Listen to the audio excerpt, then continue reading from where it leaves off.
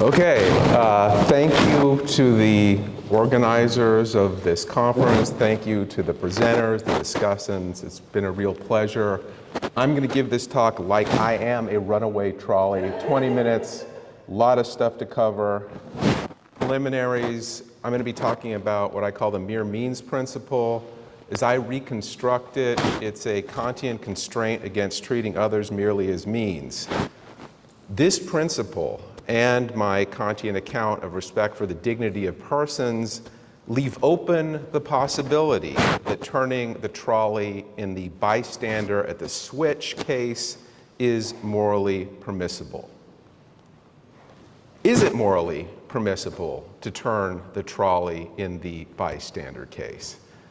I tend to think it is, but frankly, I don't know. And I also think it's important to realize that if a principle in normative ethics delivers implications in this trolley case that go against intuitions, that's not a fatal flaw in the principle. We have to look at a lot of different realms to see whether a principle is acceptable. This mere means principle that I developed from Kant and Kantian inspiration implies that it's wrong to use a person as a trolley stop in the footbridge case that we saw earlier, or as an organ resource in transplant cases. And those results are, I think, plausible, good results. Now, it would be a strike against the mere means principle, as well as my broader account, if it yielded false positives in trolley cases. So it would be a strike against my principle if in some cases involving trolleys, people's intuitions were strongly that, say, turning a trolley was morally permissible, but the principle implied that it was morally wrong. Okay, so here's what I'm going to try to do here. I'm going to push against the idea that the mere means principle generates a false positive in the loop case. I'm going to consider next a case introduced by Michael Otsuka, the 6-behind-1 case. You haven't seen that yet. I'm going to criticize his approach to the case as psychologically implausible. I acknowledge that the case might be construed as a false positive for the mere means principle, though I personally don't construe it as such. Now, the mere means principle and my Kantian account of respect for the dignity of persons leave open the following possibility. It's morally permissible in trolley cases to eliminate a threat to 5, and in so doing, introduce a different threat to 1, thereby killing 1 and saving 5. I'm going to sketch a case suggesting that, contrary to philosophers, including Judith Jarvis Thomson and I think Francis Cam, leaving open this possibility might actually be plausible. Okay, so here is the mere means principle. This is not meant to be textually accurate. It's of Kantian inspiration. I'm not attributing this to the sage of Königsberg. Anyway, suppose an agent uses another. She uses him merely as a means if it's reasonable for her to believe both that he is unable to consent to her using him and that he cannot share the proximate end or ends she's pursuing in using him. Now, the mere means principle incorporates the idea that treating another merely as a means is wrong pro tanto. It leaves open the possibility that in some cases, treating another merely as a means is actually morally permissible, all things considered. So the mere means principle, on my account, is a defeasible constraint. But let's stipulate, and I believe, that in the cases involving trolleys, we're discussing if someone treats another merely as a means, then he acts wrongly, all things considered. Okay, so I hope if you haven't seen the mere means principle before, it wasn't clear. I mean, it needs a lot of explanation. I'm going to give it that explanation through the loop case, just to save time. Okay, so the underscored concepts are the ones that, in my view, are particularly in need of clarification here. So first, what does it mean for an agent to use another? We talked about this a bit yesterday. An agent uses another on my account or treats him as a means if and only if she intentionally does something to the other to realize her end, and she intends the presence or participation of some aspect of the other to contribute to the end's realization. So in effect, I think we can treat people in certain ways without using them. I invoke a notion of reasonableness here, and I want it to be really clear that the notion is a non-moral notion. This isn't some Scanlonian or Rawlsian reasonableness concept. What's reasonable for an agent to believe is what the evidence available to the agent favors, given the information she has, her education, her upbringing, and so forth. Okay, so the principle says again, suppose an agent uses another, she uses him merely as a means if it's reasonable for her to believe that he is unable to consent to her using him and that he cannot share the proximate ends she's pursuing in using him. Now, an initial question is this: in the case of loop, is the one able to consent to the use the person who is switching the trolley is making of him? And I think the answer is no, because given the way the cases are presented, the one can't avert or stop the use simply by, simply by withholding his agreement to it. So there's in these cases no communication between the one and the person at the switch. Okay, so that condition is fulfilled.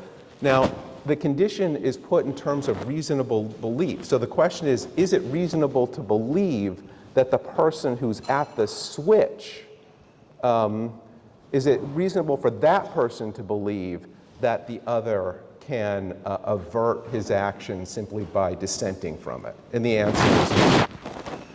The next question is it reasonable for the person at the switch to believe that the one in the loop case can share the person at the switcher's end? And I think the answer there is also no. Why not? Well, because it's reasonable for the switcher to believe that if the one were pursuing her, the switcher's end, at the same time as his own end, he'd be in effect acting irrationally, thwarting his own ends. What ends? Well, ends like coming home for dinner that night, pursuing life plans, etc. Moreover, it's the case that even if the one knew, we're doing a thought experiment on the behalf of the person at the switch, even if that person knew what the implications of the use would be, it would be unlikely that the one would agree. Why? Because most of us are not Mother Teresa. Most of us aren't willing to sacrifice our lives to save one person.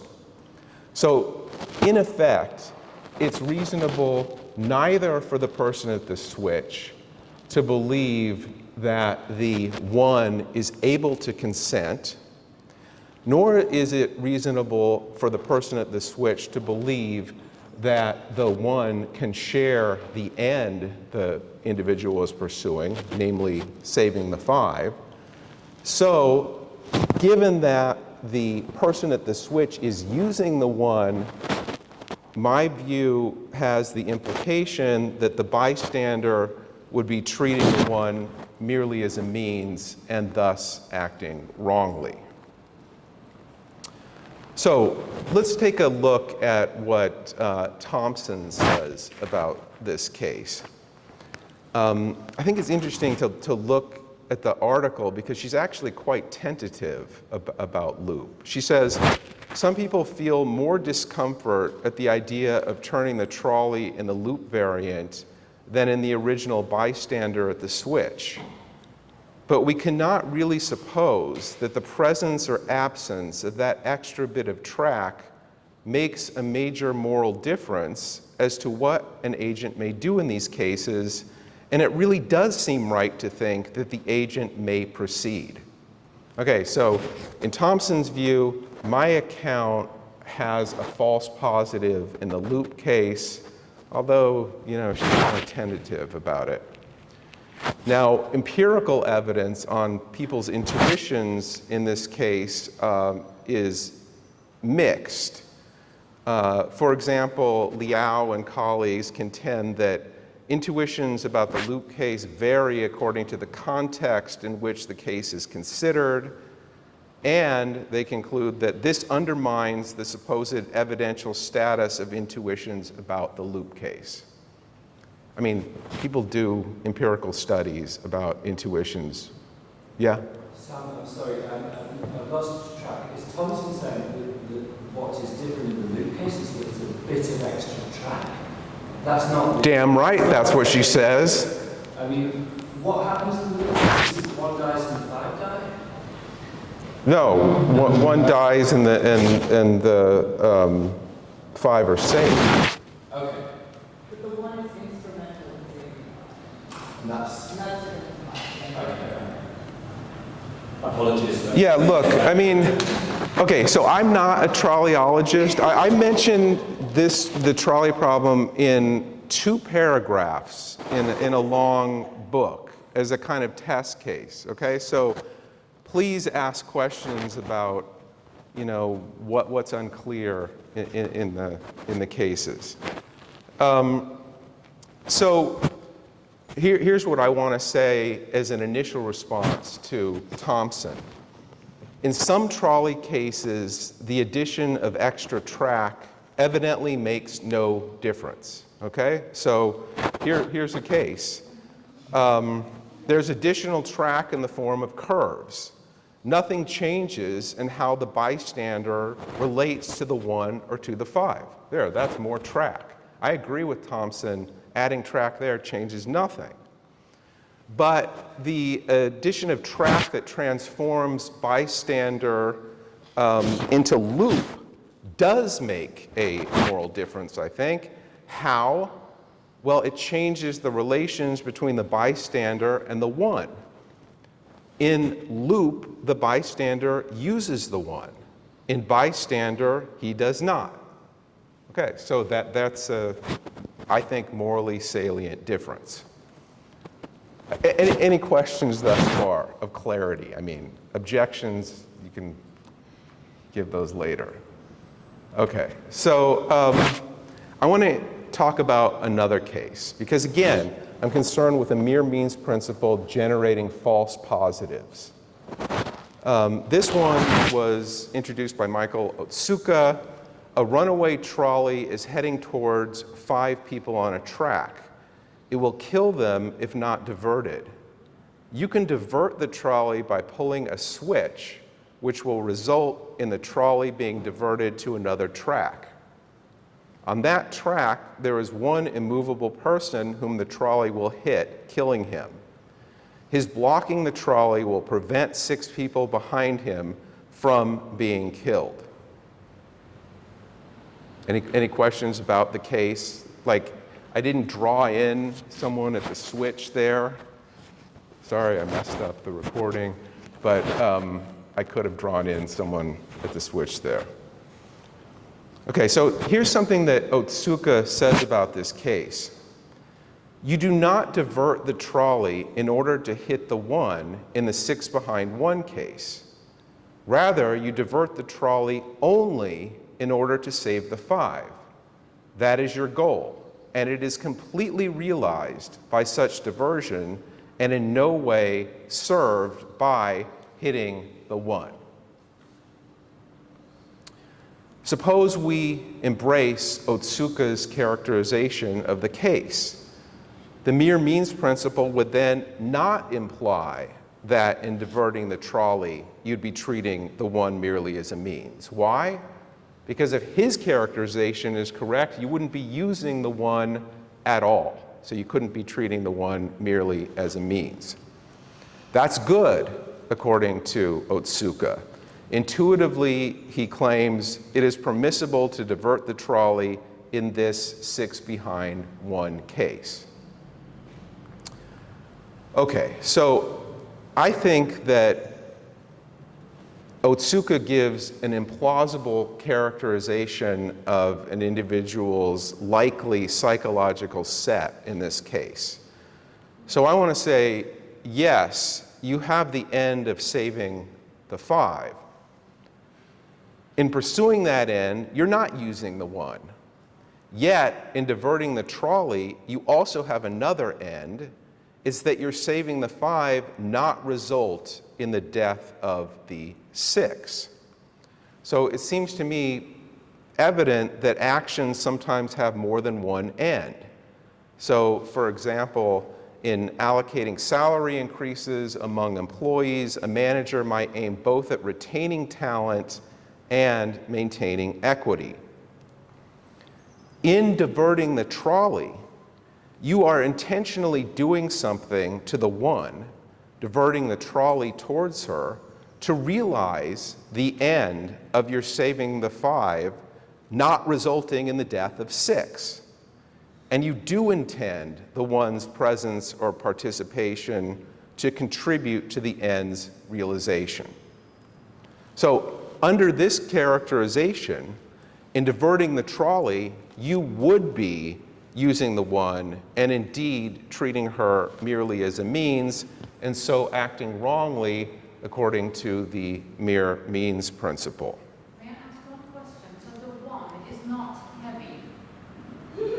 The 1, it'll stop the train. It will stop the train? Yeah. Oh, okay. Yeah, it's part of the case. Maybe I should have made the 1 a bigger square. But no, look, this is very important. If we're not on the same page about the cases, it's really hard to discuss, and they go by quickly. The 1 will stop the train. That's part of Otsuka's description. Here's another possible characterization of 6 behind 1. You have only one end in diverting the trolley. It's to minimize death in the bizarre context you find yourself in, and if this is your end, then you treat the 1 merely as a means. Okay, so in my view, this discussion underscores the importance in trolley cases of how we describe an agent's intentions, ends, and beliefs. Our characterization of them needs to be psychologically plausible. I think there might be some overlap between Samuel and me on this. In light of a realistic account of the agent's psychological set, this case generates what Otsuka implies to be a false positive. Look, this might be worthless or not worth much, but my considered judgment is that it's not a serious strike, or maybe even a strike at all, against the mere means principle to acknowledge that it would be wrong to use the 1 as a trolley stop in 6 behind 1. All right, last case I want to discuss here. I call it the Boulder case. A trolley with 5 people on board is moving through a narrow mountain pass. As a result of a rock slide, a big boulder now blocks the track. unless you, a bystander, intervene and activate a switch, the trolley will hit the boulder and careen down the mountainside, killing all 5 on board. If you activate the switch, the trolley will move onto another track where someone is working, killing him. So the mere means principle, as well as my broader account for respecting the dignity of persons, leave open the possibility that turning the trolley in Boulder would be morally permissible. And some might see that as a shortcoming. Again, Thompson certainly sees it as a shortcoming, or at least did in an earlier version of her views, and I think Francis Cam does as well. But if it's morally permissible to turn the trolley in bystander, as many think, then why would it not be morally permissible to turn it in Boulder? So in bystander, the bystander would be redirecting a threat from the 5 to the 1, thereby killing the 1 and saving the 5. In the Boulder case, the bystander's eliminating a particular threat to 5, that is death from boulder impact, would involve introducing a distinct threat to the 1, that is death from trolley, thereby killing the 1 and saving the 5. But why would this difference have any moral importance? So look, the addition of track that transforms bystander into loop changes, I think, in a morally significant way, how the 1 relates to the achievement of the bystander's end. The changes that transform bystander into boulder do no such thing, or so I contend. Okay, so let me close by affirming the idea that discussion of trolley cases might have some important, helpful impact on real-world moral questions. So imagine a self-driving car is carrying 5 passengers. It detects an impending crash with a heavy obstacle that has just appeared on the road. The crash would likely result in the death of all 5 passengers. The car determines that the only way to avoid the obstacle is to swerve onto the sidewalk, likely killing a pedestrian who would otherwise likely suffer no injury. Would it be morally permissible for the car to be programmed to swerve, likely saving the 5, but killing the 1? I mean, Samuel talked about us maybe in trolley cases not having enough time to make decisions. Programmers would have plenty of time, and how they program these vehicles might make a major moral difference. The account that I develop leaves room for the moral permissibility of the car being programmed to swerve to hit the 1, thus saving the 5 in this case. And I think that that's an advantage of the account I offer. Okay, thank you very much.